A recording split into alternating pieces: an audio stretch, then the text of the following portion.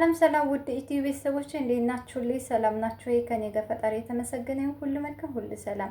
በአረብ ሀገር ዙሪያ የምትኖሩ እህት ወንድሞች፣ እንደዚሁም ደግሞ በኮንትራት ቤት ያላችሁ እህቶች ከኢትዮጵያ ለመጣት የምታስቡ እንደገናም ደግሞ መታችሁ ቢሮ አስቀምጧችሁ ስራ ትገባላችሁ ለሚሏችሁ ይሄ ቪዲዮ አጋጣሚ ከደረሳችሁ ትጠቀሙበታላችሁ። በጣም ይጠቅማችኋል። አንዳንድ ጊዜ አንዳንድ ደላሎች ከኢትዮጵያ ያመጧችሁና ቢሮ ቁጭ አድርገው ከነገ ዛሬ ስራ ትገባላችሁ አይዟችሁ እያሉ ወደ ሌላ ሀገር አዘዋውሮ የሚልኳችሁ አንዳንድ ደላሎች አሉ። እሱም ወዴት ነው? ወደ ኢራቅ ነው። ኢራቅ ትሄዳላችሁ ካሏችሁ መሄድ አልፈልግም እኔ የመጣሁት እዚህ ሀገር ነው ብላችሁ ዱባይ ሊሆን ይችላል፣ ሳውዲ አረቢያ ሊሆን ይችላል፣ ባህሪ፣ ቤሩት የተመሳሰሉ ጆርዳን ሊሆን ይችላል። እናንተ የመጣችሁት አንድ ሀገር ላይ ነው እንጂ ከሌላ ሀገር ወደ ሌላ ሀገር ልትዘዋወሩ አይደለም። ስለዚህ እንደዚህ አይነት ጥያቄ ሲያቀርቡላችሁ ደላሎቹ በፍጹም እኔ መሄድ አልፈልግም፣ በተለይ ኢራቅ እንዳትሄዱ። ኢራቅ ላይ ከሄዳችሁ ብዙ ችግር ነው የሚያጋጥማችሁ፣ ብዙ መከራ። በዚህ ሳምንት ውስጥ አንድ እህታችን ከዱባይ ወደ ኢራቅ ተልካ ነበር። ደላሏ ልካት ነበረ። እዛ ስራ አለ፣ ቆንጆ ስራ ታሰሪያለሽ፣ ቆንጆ ቤት ነው፣ መዳሟ ጥሩ ናት ብላ እዛ ከደረሰች በኋላ እየተደበደበች እየተሰቃየች፣ ምግብ፣ የተለያዩ ነገሮች በጣም በሚያሰቅቅ ሁኔታ ነው በቀን አንድ እየሰጡ፣ በዛ ላይ ደግሞ በጣም እያፈጓት እየደበደቧት ማለት ነው። ስለዚህ እንደዚህ አይነት በደል ስለሚደርስባችሁ ወደ ኢራቅ በፍጹም መሄድ የለባችሁ። ዱባይ ከመጣችሁ ዱባይ ላይ ነው መስራት ያለባችሁ።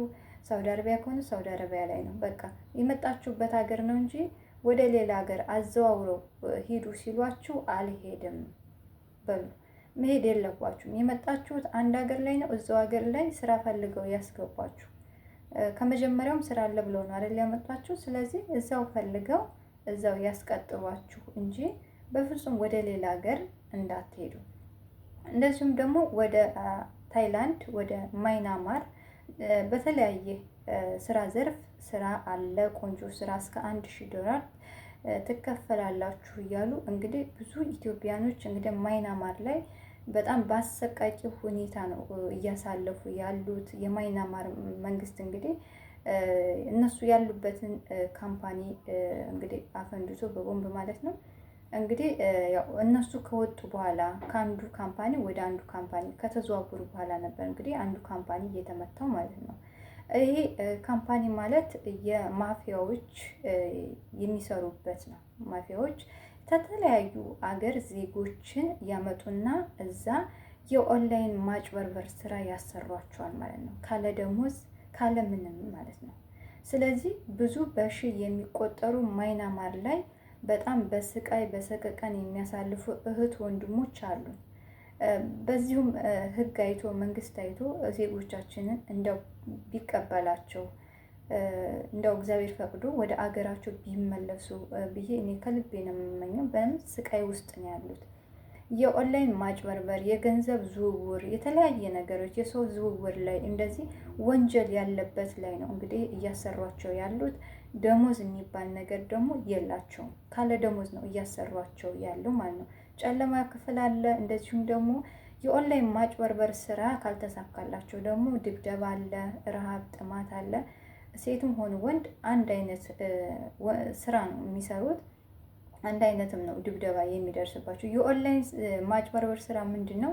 በተለያየ ሶሻል ሚዲያ ድረገጽ ላይ እንግዲህ ከተለያየ ዓለም ላይ ስልኮችን ይገዛሉ። ስልክ ቁጥር ማለት ነው፣ ሲም ካርድ ይገዛሉ። በዛ ሲም ካርድ የተለያየ ሶሻል ሚዲያ ድረገጽ ይከፍታሉ። ለምሳሌ ኢሞ፣ ዋትስአፕ፣ ቴሌግራም እንደዚሁም ደግሞ ቲክታክ የመሳሰሉትን ነገሮች ኢንስታግራም ይከፍቱና በዛ እንግዲህ የወሰዷቸውን ኢትዮጵያኖች ሆነ የተለያየ ስሪላንካ፣ ባንግላዴሽ እነኚህ የመሳሰሉ ዜጎችን እንግዲህ እዛ ላይ እንዲሰሩ ያደርጋሉ። እሱ ምንድን ነው? መጀንጀን ነው፣ ጅንጀና ማለት ነው። በቃ ቲክታክ ላይ ከሆነ ፎሎ ያደርጉና ያንን ሰው ይጀነጅኑታል።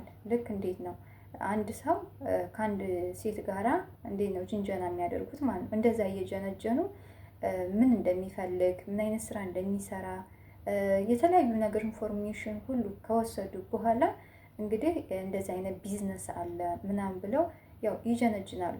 ይህንን ደግሞ የሚጠቀሙት እንደ አማዞን ያሉ እንደ ሺኤን ያሉ ካምፓኒዎች በጣም በዓለም ደረጃ ላይ ኢንተርናሽናል የሆኑ ቢዝነስ የሚሰራባቸውን ካምፓኒዎች መርጠው እንግዲህ ሺኤን እንግዲህ ሁላችንም የምናውቀው ነው። አማዞንም እንግዲህ ጥሩ የቢዝነስ የሚሰራበት ካምፓኒ ነው ማለት ነው። ይህን ካምፓኒ ተጠቅመው ነው እንግዲህ የኦንላይን ማጭበርበር ስራ የሚሰሩት ማለት ነው። እንግዲህ አማዞን ያጭበረብራል ማለት አይደለም። አማዞን አያጭበረብርም፣ ሺኤንም አያጭበረብርም፣ ግን በስሙ ይጠቀሙበታል ማለት ነው።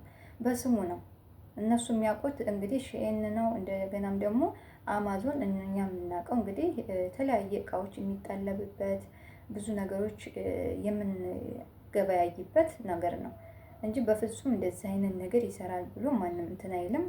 አማዞን እንደዚህ አይነት ስራ አይሰራም፣ ግን በስሙ ይጠቀማሉ በደንብ አድርገው። እነኚህ የኦንላይን አጭበርባሪዎች፣ ማፊያዎች በስሙ የተለያዩ ወንጀሎችን ይሰራሉ ማለት ነው። እሱም ምንድን ነው ከአንድ ሰው እስከ 1 ነጥብ እስከ 2 ነጥብ እስከ 3 ነጥብ ብር ይወስዱና ከዛ እጥፍ አድርገን እንመልሳለን ነው። መጀመሪያ ላይ ግን እስከ 30% ይቀበሉና እጥፉን 60% አድርገው 70% ይመልሳሉ። ያ ሰው እንግዲህ የሚያውቀው ብሩ ጨምሮ መንጣቱን ነው እንጂ ወደ ተለያየ ወንጀል ውስጥ እየገባ እንደሆነ ገንዘቡን እየተበዘበዘ እንደሆነ በፍጹም አያውቅም ማለት ነው። ስለዚህ ያው በርከታ አድርጎ 30 ከላከ ደግሞ ያው 100 200 ከዛም በላይ እስከ 1 ነጥብ እስከ 3 ነጥብ እንግዲህ ይልካል ማለት ነው። እስከ 3 ነጥብ እስከ 4 ነጥብ ከላከ በኋላ እንግዲህ ያ ብር አይመለሰላትም። ለምን? እነሱ የሚፈልጉትን ያክል ገንዘብ ከሰበሰቡ በኋላ ያንን ሰው ምንድን ነው የሚያደርጉት? ብሎክ ነው የሚደረገው። ከዛም በኋላ ቀለጠ ማለት ነው። ያንን ብር እንግዲህ መኪናም ቤትም ሊኖር ሸጦ ነው እንግዲህ ያን ብር የሚልክላቸው ማለት ነው። ስለዚህ ያቺ 30% ወይንም 40% ምንድናት? ማጥመጃ ናት። ወጥመዳቸው ውስጥ እስከሚገባላቸው ድረስ ነው ማለት ነው። ስለዚህ እንደነኛ አይነት ወንጀል ውስጥ ከዚህ በፊትም አንድ ኢትዮጵያዊ ከዱባይ ስራ አለ $1000 ይከፈልሻል በወር ቆንጆ ስራ ነው። እሱም ምንድነው ወረቀት እትመት ነው ተብላ ነው ሄደችው። እዛ ከሄደች በኋላ እንግዲህ አሰቃቂ ድርጊት ነው እንግዲህ የተፈጸመባት። ድብደባ፣ ረሃብ፣ የተለያዩ እንደገናም 20 ሊትር ጀሪካን አሸዋ የተሞላበት እሱን እንድታነሳ በዛ ላይ ውስጥ እግሯ እየተገረፈች ብዙ ስቃይ አሳልፋ ከ6 ወር በኋላ እንግዲህ ወደ ኢትዮጵያ እድሏ ቀንቶ ያው ገብታ ሙሉ የማይናማር መንግስት ኢንተርናሽናል ላይ አውጆ ጦርነት ከፍቶ እንዳስለቀቃቸውና ብዙ ኢትዮጵያዎች እዛ ውስጥ እንዳሉ እየተሰቃዩ እንዳሉ መሸጥም እንዳለ ከካምፓኒ ወደ ካምፓኒ ሲዘዋወሩ መሸጥም እንዳለ ሙሉን እንግዲህ ዝርዝር አድርጋ እዮሃ ሚዲያ ላይ ገልጻልናለች ማለት ነው። ስለዚህ ከዱባይ በተለይ ዱባይ ላይ መዓት አጭበርባሪ ስላሉ ዱባይ ላይ ያላችሁ እህት ወንድሞች በእንደዚህ አይነት ስራ መስክ የወረቀት ህትመት፣ የእስክሪብቶ ህትመቶች፣ የተለያዩ ነገሮች ስራ አለ ተብላችሁ ወደ ታይላንድ ወይንም ወደ ማይናማር ስትባሉ በፍጹም መሄድ የለባችሁ። ማይናማር ላይ ያለው ስራ ይሄ ነው። ስለዚህ ቀጥታ አዘዋውረው የት ነው የሚወስዷችሁ? ወደ ማፊያዎች ነው። ደላሎች ችግር የለባቸውም። ሆዳቸው አምላካቸው ነው። የሚሰጣቸውን ኮሚሽን ነው እንጂ የሚያዩት የአገሬ ልጅ እንደዚህ ይሰቃያል፣ ይሄ በደል ይደርስበታል፣ ሀራም ነው የሚባል ነገር የለም እነሱ ጋር። በደንብ ተጠንቀቁ፣ ጥንቃቄ አድርጉ። የመጣችሁት አንድ ሀገር ላይ ነው። ስራችሁን ሰርታችሁ ወደ መጣችሁበት ሀገር ጤናችሁን ይዛችሁ ነው እንጂ የተሻለ ገንዘብ አገኛለሁ ብላችሁ ወደ የማያስፈልግ ሀገር መሄድ የለባችሁም። የማይናማር መንግስት ከአቅሙ በላይ ሆኗል። እነኚህ ማፊያዎች ሊይዛቸው አልቻለም። አንዱን ካምፓኒ ሲመታባቸው ሌላ ካምፓኒ አለ። ካምፓኒው ደግሞ ከመሬት በላይ አይደለም፣ ከመሬት በታች ስለሆነ በጣም አስቸጋሪና በጣም ከአቅም የሚፈልግ በጣም እነሱ በስልት ስለሆነ ያንን የገነቡት ስራቸውን ስለሚያውቁ ማለት ነው። መሬት ለመሬት ስለሆነ በቀላሉ እንግዲህ ያንን ነገር ማስወገድ አልቻለም የማይናማር መንግስት ማለት ነው። ስለዚህ አሁንም ብዙ ዜጎችን አስመልጦ የማይናማር መንግስት ጠረፍ ላይ ነው ያሉት። እነኝን እህቶቻችንን ኢትዮጵያኖችንም ሌሎችንም እንግዲህ የየዓለም ሀገራት መንግስት እንግዲህ ዜጎችን ቢያስመልጥ ጥሩ ነው። ህይወታቸውን ደግሞ የኛ ሀገር መንግስት ቢተባበርና ወደ አገራቸው ቢመልስልን እንደው እኔ ከልቤ ነው። በጣም ብዙ ስቃይና መከራ እያሳለፉ ስለሆነ ማለት ነው። ስለዚህ እንደነኛ አይነት ደላሎች ስራ አለ ብለው ገንዘቡን ከፍ አድርገው ሊነግሯችሁ ይችላል። በፍጹም መሄድ የለባችሁም። እናንተ የመጣችሁት ዱባይ ሊሆን ይችላል፣ ሳውዲ አረቢያ እንዳልኳችሁ እዛው ነው። በቃ እዛ ሀገር ስራ አለ ተብላችሁ ትባሉ በፍጹም እግራችሁን እንዳታነሱ። በፍጹም ኢራቅ ላይ ስራ አለ ተብላችሁ ብትባሉ እንዳትሄዱ። በቃ እናንተ የመጣችሁበት ተባላችሁበት ሀገር ነው። እዛ ሀገር ላይ ስራ ፈልገው ያስገቧችሁ። በቃ አለቀ። እንደገናም ደግሞ ጠፍታችሁ ለመስራት የምታስቡ እህቶች ካላችሁ በአሁን ሰዓት ባጠፉ ጥሩ ነው። አትጥፉ። በጣም በውጭ ላይ ያለው ስቃይ እንደምታስቡት እንደሚነገራችሁ አይደለም። እህቶች ደግሞ በውጭ ያላችሁ እናንተ ስለተመቻችሁ ብቻ መዳም ቤት ያሉትን ጥፉ፣ የተሻለ ገንዘብ ታገኛላችሁ ብላችሁ አትበሏቸው። ለምን? ለእናንተ የተሳካላችሁ ነገር ለእነሱ ላይ ይሳካላችሁ ይችላል። ስለዚህ ብዙ እንግልት ሊያጋጥማችሁ ይችላል።